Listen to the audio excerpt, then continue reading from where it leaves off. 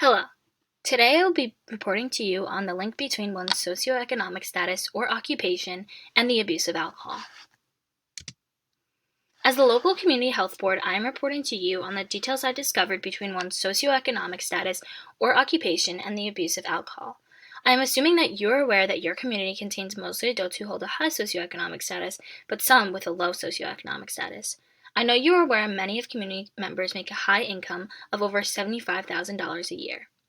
I believe you will be interested and motivated to take the actions I recommend due to the strong link my data shows between the members of your community and how likely they are to abuse alcohol.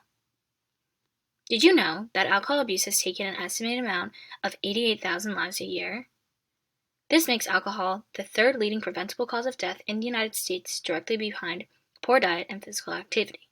Decreasing this link between one's socioeconomic status or occupation and the abuse of alcohol can change this.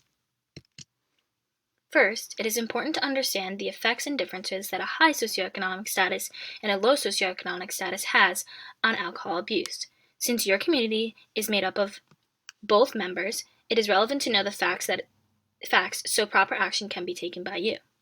The facts found show that a low socioeconomic status is inversely related to alcohol abuse, whereas an adult with a high socioeconomic status positively correlates to alcohol abuse. The cause between a high socioeconomic status and the positive correlation between alcohol abuse is due to the fact that a high-income adult with a high socioeconomic status can easily access excessive amounts of alcoholic beverages. Overall, it was found that alcohol abuse is more predominant in people of a higher socioeconomic status. On the other hand, the consequences of alcohol abuse more severely impact people with a lower socioeconomic status. It is also important to know the types of people that are grouped into a high socioeconomic status and a low socioeconomic status. These characteristics can be seen in the picture to the right. For example, a person in a high socioeconomic status typically has a high income and a high educational level, etc., whereas a person with a low socioeconomic status typically has a low income and a low educational level. One of the characteristics of socioeconomic status is a person's income. Research shows that an adult's income is directly correlated to alcohol abuse. Also, a high income also increases the chances a person binge drinks. Binge drinking is defined as the consumption of enough alcohol in a short time span, which raises the drinker's blood alcohol content to 0.08 or higher. This correlation between high income and binge drinking is a problem and relates to the overall picture of alcohol abuse and how likely you are to abuse alcohol due to the fact that you binge drink.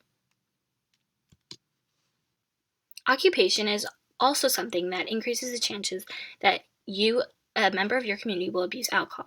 The exact occupation an adult has is correlated to the rate of alcohol-induced morbidity and mortality.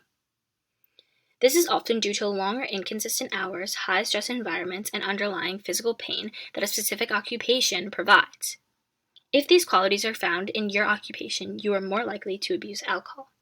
Two of these specific occupations that reported an elevated level of alcohol use is nurses and other healthcare professions and lawyers.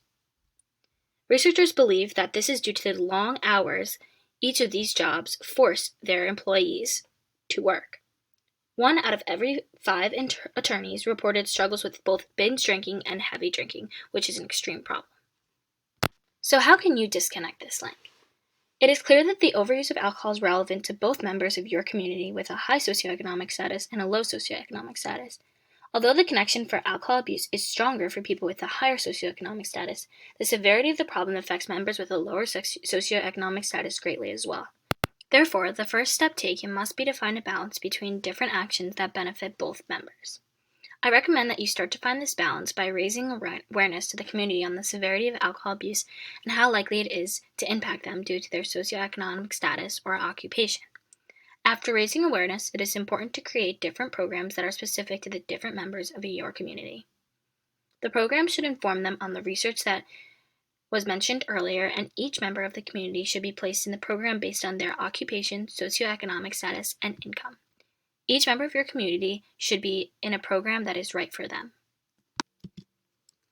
Other recommendations would include taking actions that benefit the entire community, which consists of members of a high socioeconomic status and a low socioeconomic status.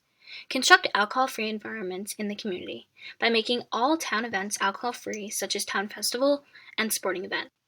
Prevent the younger generations from abusing alcohol later in life due to their parents' current status. Make them aware and raise them in an environment where the presence of alcohol is low.